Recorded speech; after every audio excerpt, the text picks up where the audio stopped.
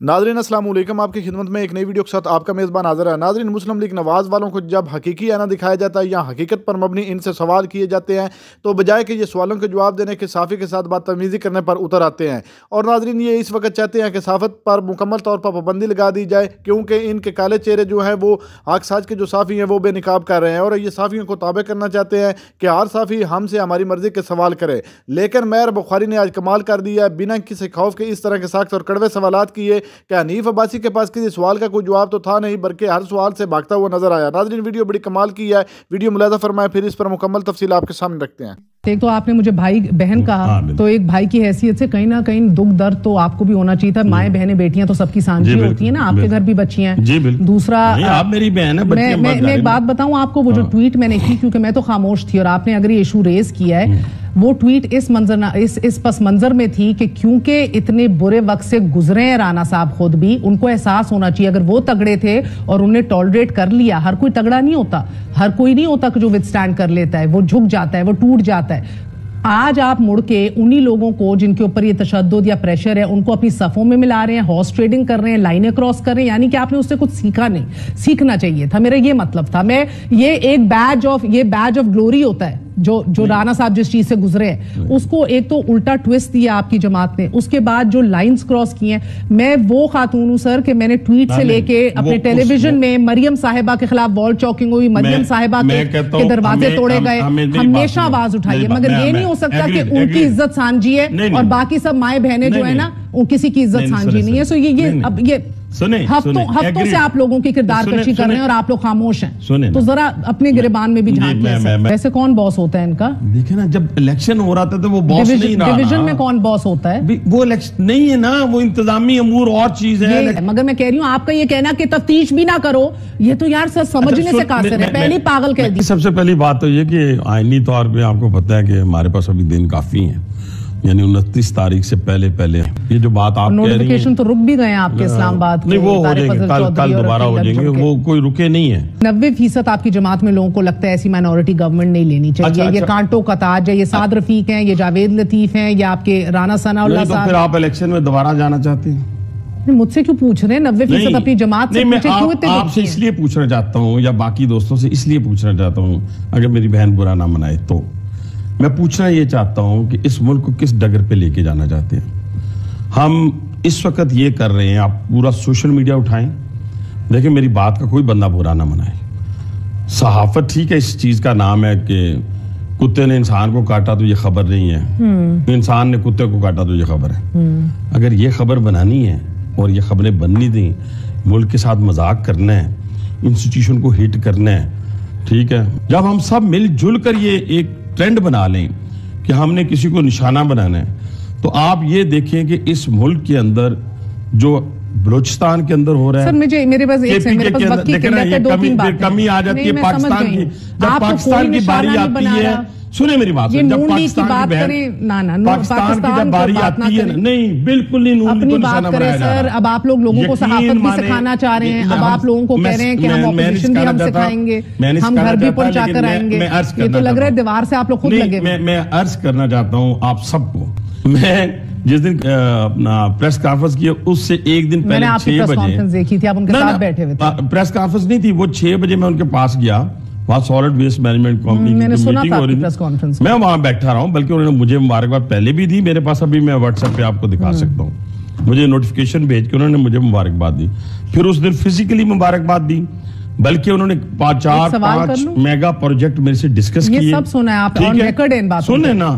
रातों रात जो कुछ हुआ वो एक माया की चमक हो सकती है और एक एजेंडा हो सकता है। अच्छा, और ये माया की चमक जज अरशद मलिक और डीजीएफआई बशीर मेमन को भी दिखाई दी। नहीं देखे ना, फिर वही बात आ गई। अब वो जो बातें करते थे वो गलत थी उस वक्त, वो सही थी सर।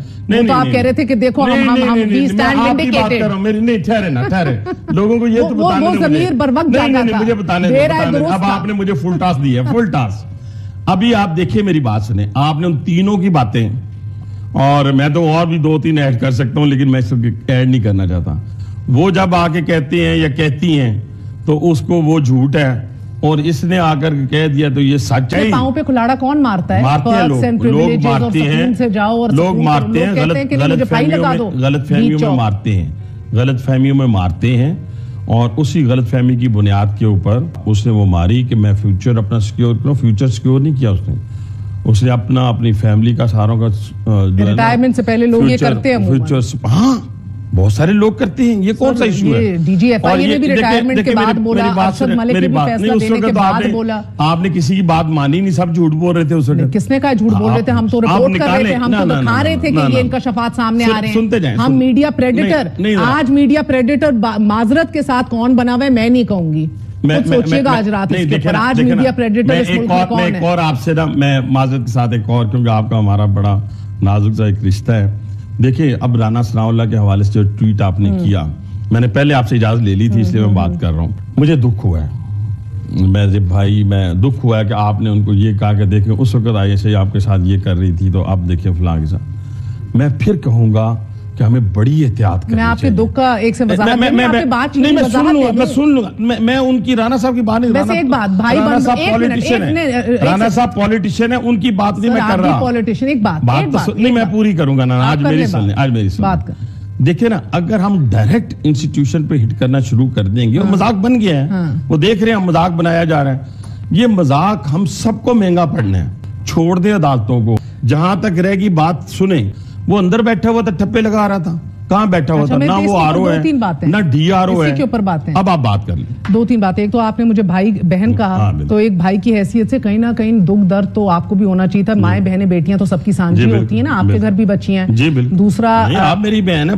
मैं एक बात बताऊं आपको, वो जो ट्वीट मैंने की, क्योंकि मैं तो खामोश थी और आपने अगर ये इशू रेज किया है, वो ट्वीट इस पस मंजर में थी कि क्योंकि इतने बुरे वक्त से गुजरे हैं राणा साहब खुद भी, उनको एहसास होना चाहिए। अगर वो तगड़े थे और उन्हें टॉलरेट कर लिया, हर कोई तगड़ा नहीं होता, हर कोई नहीं होता कि जो विथस्टैंड कर लेता है, वो झुक जाता है, वो टूट जाता है।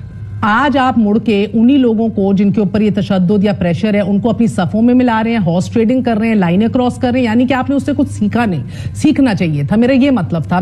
ये एक बैज ऑफ ग्लोरी होता है जो राणा साहब जिस चीज से गुजरे हैं, उसको एक तो उल्टा ट्विस्ट दिया आपकी जमात ने। उसके बाद जो लाइंस क्रॉस की हैं, मैं वो खातून हूं सर कि मैंने ट्वीट से लेके अपने टेलीविजन में मरियम साहिबा के खिलाफ वॉल चॉकिंग हुई, मरियम साहिबा के दरवाजे तोड़े गए, हमेशा आवाज उठाई है। मगर ये नहीं हो सकता कि उनकी इज्जत सांझी है और बाकी सब माए बहनें जो है ना, किसी की इज्जत सांझी नहीं है। सो ये हफ्तों से आप लोगों की किरदार कशी कर रहे हैं और आप लोग खामोश हैं। तो जरा अपने गिरबान में भी झांकने। मैं झांकने लगा हूं, मेरी सुनने। मैं बिल्कुल एग्री करता हूं। अगर किसी ने लिमिट क्रॉस की है ना, वो मेरी पार्टी में से है। अगर हमने वही फॉलो करना है पीटीआई को, सिखा देना सर। मैंने बात की क्योंकि आपने बहन कहा था, इट्स ओके सर। हम लोग तो ऑनेस्टली इट्स ओके। आप लोगों ने जो करना है हम इससे ऊपर चले जाते हैं, हम आगे चलते हैं। मेरे वक्त कम है। मेरी बात सुने, इस तरह कोई मेरी पार्टी से कल उठेगा जो हारा हुआ है, वो कहेगा इन्वेस्टिगेशन कराएं। वजाहत तो ले लेना मुझसे, मुझे तो सड़क क्रॉस करता लफंगा नहीं। ये डीसी का रोल होता है, वो होता है आप लोगों ने वैसे हमेशा कहा कि इस मुल्क के अंदर, आपने मियां साहब ने असूली बात की कि इलेक्शन चुराए। नाज़रीन आपने वीडियो मुलाज़ा फरमाइए। नाज़रीन आपने पूरी वीडियो में देखा कि हनीफ अब्बासी ने किसी सवाल का कोई जवाब भी ठीक तरीके से नहीं दिया। नाज़रीन मुस्लिम लीग नवाज वालों की पुरानी आदत है, ये साफ़ियों पर भी पाबंदी लगाना चाहते हैं और चाहते हैं कि हर साफ़ी जो है वो हमसे लिफाफा वसूल करे और हमारी मर्जी के सवाल करे। लेकिन कुछ इस तरह के चांद साफ़ी जो अपना ज़मीर जिंदा रखते हैं, मैर बुखारी जिनमें है और भी काफ़ी नाम है, जो इस तरह के इनसे लिफाफे वसूल नहीं करते। तो जब इनसे वो सख्त और कड़वे सवालात करते हैं तो सवालों के जवाब तो इनके पास होते नहीं, बल्कि आगे से गुस्सा करने लग जाते हैं। नाज़रीन मुल्क का बेड़ा इन्होंने तबाह करके रख दिया है और इस वक्त हालिया इलेक्शन जो हुआ है उसमें जो कुछ इन्होंने किया है पूरी कौम जानती है, लेकिन ये अपने मुंह से इतराफ़ करने के लिए बिल्कुल तैयार नहीं है। नाज़रीन ये लोग इक़्तिदार चाहते हैं, इक़्तिदार के भूखे होते हैं। इनको इस कौम या इस मुल्क के लिए कुछ भी नहीं, ना इन्होंने कभी सोचा है ना ही आगे ये कुछ सोचेंगे। ये सिर्फ और सिर्फ अपने पेट और अपने वक्त के बारे में सोचते हैं कि हमारे पास ताकत है या नहीं है। और नाज़रीन इक़्तिदार चाहते हैं, जब इक़्तिदार का नशा इनका पूरा हो जाता है, यहाँ हुकूमत किसी और पार्टी के पास चली जाती है, तो ये यहाँ से फरार होकर बैर मुमालिक में जाकर अयाशियाँ करते हैं, इनको मुल्क कौम की ना कोई फिक्र थी ना कोई फिक्र होगी। नाज़रीन, कितना अरसा हो गया इस मुल्क पर ये लोग मुसल्लत हैं, क्योंकि मुस्लिम लीग नवाज वाली ये एक ऐसी पार्टी है जो बड़ी दफ़ा इक़्तिदार में रह चुकी है। इन्होंने आज तक इस मुल्क और इस कौम के लिए कुछ भी नहीं किया, आगे ये क्या करेंगे। नाज़रीन, जो हुकूमत चोरी शुदा मैंडेट के जरिए कौम पर मुसल्लत होती है तो उसका सिर्फ एक ही काम होता है कि चोरी करना, क्योंकि वो चोरी करने में बड़े माहिर होते हैं। नाज़रीन, ये जो इलेक्शन हुआ है पूरी कौम जानती है इस इलेक्शन में किस तरह धांधली की गई है, लेकिन मुस्लिम लीग नवाज वाला एक बंदा भी जो है वो हकीकत पर मबनी बात नहीं कर रहा और ना ही तस्लीम कर रहा है। कुछ चंद लोगों ने जिस तरह के मियां जुवैद लतीफ़ और कुछ टूटी फूटी जो है वो बातें राना सनाउल्ला ने भी की हैं, साद रफीक, लेकिन हनीफ अब्बासी को देख लें, ये मुसलसल अपनी पार्टी की चापलूसी में लगा हुआ है, एक भी बात को इसने तस्लीम नहीं किया। नाज़रीन, अल्लाह ताला ही इनसे हिसाब लेगा, अवाम ने तो इनको रिजेक्ट कर दिया है। नाज़रीन, हर लिहाज पर ये अवाम पर भी अपना काबू चाहते हैं और साफ़ियों पर भी अपनी पाबंदी लगाना चाहते हैं कि चाहे अवाम हो वो भी हमारे ताबे रहे और साफ़ी भी हमारे ताबे रहे, हम जो करें सो करें, हम रात को दिन बनाएं और दिन को रात बनाएं, हम जाने और हमारा अल्लाह जाने। नाज़रीन, अल्लाह ताला ही इन जालिमों से इस मुल्क को निजात दिलाए और इस मुल्क को तरक्की की राह पर गामज़न करे। इन्होंने ना कोई पहले कसर छोड़ी है और ना ही आपको कसर छोड़ेंगे।